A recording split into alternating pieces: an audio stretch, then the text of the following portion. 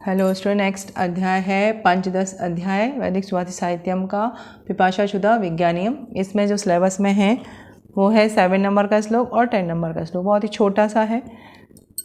7 number का श्लोक जो है, मरुस्थलयाम यथा वृष्टि क्षुधार्ते भोजनम तथा दरिद्रे दीयते दानम सफलम पांडुनंदनम। इस वाले श्लोक में वृष्टि, दान, क्षुधा, इनके जो रूप हैं वो एग्जाम में पूछे जा सकते हैं। नेक्स्ट है इंट्रोडक्शन। इंट्रोडक्शन में है यह श्लोक, यहाँ पर जो अंडरलाइन है इनके शब्द रूप, जैसे दान का फल के हिसाब से चलेगा, क्षुधा का बड़े आकारांत नपुंसकलिंग के हिसाब से चलेगा। ठीक है, तो इस तरीके से इनके रूप चलेंगे। इंट्रोडक्शन, यह श्लोक वैदिक स्वास्थ्य के अध्याय 15 से लिया है। क्षुधा में भोजन का महत्व बताया है कि भूख लगने पर भोजन करने से क्या फायदे होते हैं। पद विच्छेद है मरुस्थलयाम यथा वृष्टिम। इन सभी श्लोकों में बहुत बड़े पद नहीं है, इसीलिए बहुत आसानी से पद विच्छेद है। क्षुधा थे भोजनम तथा दरिद्रे दीयते दानम सफलम पांडुनंदनम। अन्वय में क्या है, पांडुनंदन के लिए ये बताया जा रहा है। पांडुनंदन मतलब कि अर्जुन के लिए बताया जा रहा है। क्या बताया जा रहा है? यथा मरुस्थलाम वृष्टि, जैसे मरुस्थल में वृष्टि, तथा क्षुधार्ते भोजनम, वैसे भूखे को भोजन, दरिद्रे दीयते दानम सफलम, और गरीब को दिया हुआ दान सफल होता है। तो इस तरीके से हमको जो बनाया अन्वय, उसमें एक जो श्लोक था उसको किस तरीके से कदम बनाया कि पांडुनंदन के लिए जो बताया जा रहा है, किससे कंपैरिजन किसका किया जा रहा है और किस तरीके से वो सफल होता है वो बताया जा रहा है। शब्दार्थ यथा जैसे वृष्टि वर्षा क्षुधार्थे भूखा, विग्रह क्षुध आर्ते सवर्ण दीर्घ संधि है। वाक्यार्थ, हे पांडुनंदन, जैसे रेगिस्तान में वर्षा वैसे भूखे में भोजन और गरीबी में धन धान्य का दान सफल होता है। अब यहाँ पे शास्त्रार्थ क्या है, इसको जो भूख के समय भोजन करने का जो महत्व बताया है उसको समझाने के लिए बताया है क्या, कि जैसे रेगिस्तान में बारिश, कि रेगिस्तान में जो पानी है वो जब गिरता है तो उसकी कीमत रेगिस्तान को पता है और उससे उसको फ़ायदा हो जाता है। गरीब व्यक्ति है, अगर आपने वहाँ पे धन दिया है तो वो उसका यूज़ करेगा। जो पहले से धनाढ़ है उसको अगर हम दान देंगे, धन धान्य देंगे, वो क्या करेगा, वो संग्रह करेगा, दूसरी जगह पर रखता चला जाएगा, उसका प्रयोग नहीं करेगा तुरंत। ऐसे ही रेगिस्तान में भी वर्षा है तो वो यूज़ होगा। अगर बहुत वर्षा वाले क्षेत्र में वर्षा हो रही है तो क्या होगा, ओवरफ्लो हो जाता है, बाढ़ें आ जाती है। तो क्या है कहने का मतलब कि जिस चीज़ की जहाँ ज़रूरत है उस चीज़ को वहीं लगाने से उसमें सफलता मिलती है, और अगर हम वैसा नहीं करते हैं तो वो मतलब उसका कोई फ़ायदा नहीं होगा, या तो वो नुकसान होगा। शास्त्रार्थ में क्या बोला है, क्षुधा मतलब भूख जब लगती है तो क्या होता है, जठराग्नि हमारी प्रदीप्त होती है, तभी तो भूख लगती है। अगर आपकी जठराग्नि प्रदीप्त नहीं होगी तो भूख नहीं लगेगी, क्योंकि जब पुराना खाना पच जाएगा, उसको पचाने के बाद जठराग्नि के पास कुछ भी पचाने के लिए जब नहीं बचता है तब वो भूख पैदा करती है। ये बताने के लिए शरीर को कि अब आहार ग्रहण करो। अगर आप उस समय आहार ग्रहण नहीं करेंगे तो फिर वो आपके धातुओं को पचाने लगती है, आपके पोषण को जलाने लगती है। तो इसलिए जो लोग बहुत भूखे भूखे रहते हैं तो क्या हो जाता है, क्रश हो जाते हैं। क्या हो रहा है, उसकी जठराग्नि उनकी धातुओं को पचा रही है। पर हमें ऐसा नहीं करना है। हमें ना ये करना है कि भूख लग रही है उसको ख़त्म करना है, ना हमें ऐसा करना है कि भूख नहीं लग रही है और खाना खाना है। हमें क्या करना है, जब भूख लगे जब खाना खाना है, जब पहला आहार पच जाएगा, पच जाने के बाद जब फिर जठराग्नि प्रदीप्त होगी, मतलब अच्छी तेज भूख लगेगी।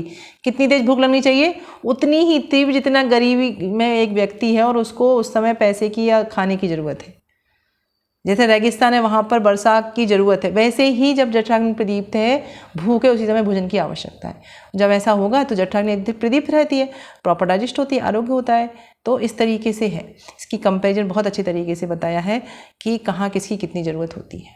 जठराग्नि के प्रदीप्त हुए बगैर हमें भोजन नहीं करना चाहिए। अगर हम ऐसा करते हैं तो हमारा आहार ढंग से नहीं पचेगा, सब काम खराब हो जाएगा। तो कितने अच्छे से पहले बताया है जीर्ण अजीर्ण का ज्ञान, फिर भूख, अभी क्षुधा के लिए बता दिया है।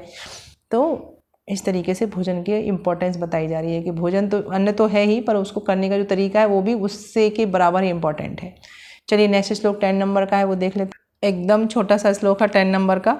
असनायावे पामामति, ऐतरे ब्राह्मण का, जो हमारे ब्राह्मण हैं, ब्राह्मण मतलब कि उपनिषद वेद जो लिखे गए थे उनके फिर आगे जाके उनको जब सब डिवाइड किया था तो ब्राह्मण में डिवाइड हो जाते हैं वो, तो वहाँ से श्लोक लिया। इंट्रोडक्शन सेम है, भोजन की क्षुधा के बारे में बताया है। पद विच्छेद में असानायावे पामामति, अन्वय में क्या बताया, मति के बारे में बताया, तो असानायावे मति पामा, बस इतना ही फर्क है, मति को पहले कर दिया है।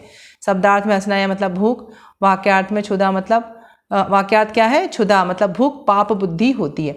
बहुत छोटा सा श्लोक है पर इतना वेटेज है उसके अंदर कि आप यदि उसकी व्याख्या करने बैठें तो बहुत अच्छी व्याख्या हो सकती है कि किस तरीके से भूख जो है वो पाप बुद्धि होती है।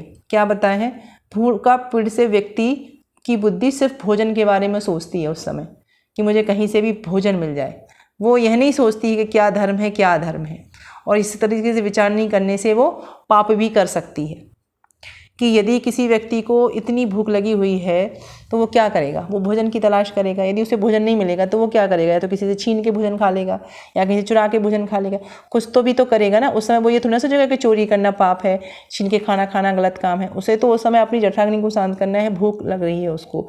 तो क्या होता है, भूख से जो है ना वो बुद्धि वो बिल्कुल समाप्त हो जाती है, उसके अंदर कुछ भी समझने की क्षमता खत्म हो जाती है, और ऐसी अवस्था में वो कुछ भी ऐसा दुस्साहस कर बैठता है जो उसे जनरली नहीं करना चाहिए। पर भूख लग रही है यदि तो कुल मिला के ये है कि जो अभी तो बात हो रही है कि ओवर नरिशमेंट की, कि भूख नहीं है फिर भी खाए जा रहे हैं, और एक स्थिति है कि इतनी भूख है कि आप उस भूख में पाप कर्म करने के लिए भी तैयार है। मतलब जितना भी ये जगत है, जो कुछ भी है, वो किसके लिए है? भूख की वजह से तो चलेगा। अगर पेट में भूख ना हो तो बहुत सारी चीज़ें ना करना पड़े लोगों के लिए।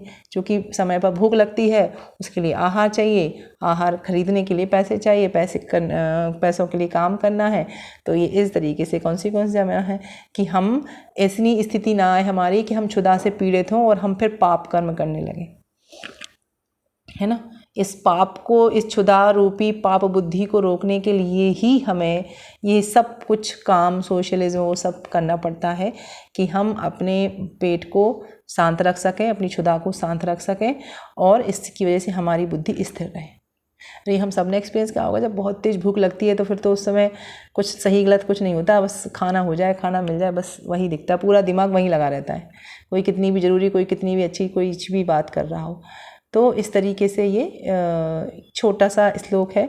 बाकी तो बहुत सारा लिख सकते हैं, लेकिन उतना लिखने का आवश्यकता नहीं है। आपको उस कॉन्टेक्स्ट के रिगार्डिंग क्या लिखना है कि भूख क्या होती है, और भूख जब होती है और अन्न नहीं मिलता है तो उस समय बुद्धि कैसी हो जाती है। बस ये इतना आपको समझना है। तो इस तरीके से जब हम समझ के लिखेंगे तो आप बहुत अच्छे से लिख लेंगे। तो इस तरीके से हमारा टोटल कौन से 15 अध्याय कंप्लीट हो गए हैं इस वाले चैप्टर को मिला के, वीडियो को मिला के। अब आगे के बस 5 अध्याय और बचे हैं वैदिकी सुभाषित साहित्यम के। जैसे ही वो 5 अध्याय और कंप्लीट हो जाएंगे उसके बाद हम नए टॉपिक की सीरीज़ शुरू करेंगे आप लोगों के लिए, जिससे कि एग्ज़ाम नियर पास में आ रहे हैं। तो मेरी कोशिश है कि मैं डेली कुछ ना कुछ आप लोगों के लिए बनाऊं और आप उनसे फ़ायदा लें, एग्ज़ाम इनको लर्न करें, अच्छे से पढ़ें, इनका प्रोनाउंसिएशन ज़रूर सुने, क्योंकि प्रोनाउंसिएशन यदि नहीं आएगा तो फिर जब वाइवा प्रैक्टिकल में आपसे पूछे जाएंगे, यही श्लोक पूछे जाएंगे, तो आप जब पढ़ ही नहीं पाएंगे तो वहाँ पे प्रॉब्लम होगा। तो इसलिए पढ़िए, इनको पढ़ने के लिए मैं जो रिकॉर्डिंग करती हूँ बोल बोल के शब्दों को, उनको प्रोनाउंसिएशन को सुनिए और उसको फिर दोबारा अपने आप से पढ़िए। जब आप इस तरीके से करेंगे तो आपको धीरे धीरे फिर शब्दों को कैसे पढ़ना चाहिए, प्रोनाउंसिएशन करना चाहिए, आ जाएगा। बाकी जो चीज़ें हैं वो सभी बता ही देती हूँ मैं, तो आप लोग उनको अच्छे से लर्न करते चले जाइएगा। चलिए ठीक है, अब आगे के अध्याय में नेक्स्ट वीडियो में बनाएंगे 16 नंबर का चैप्टर का। Thank you.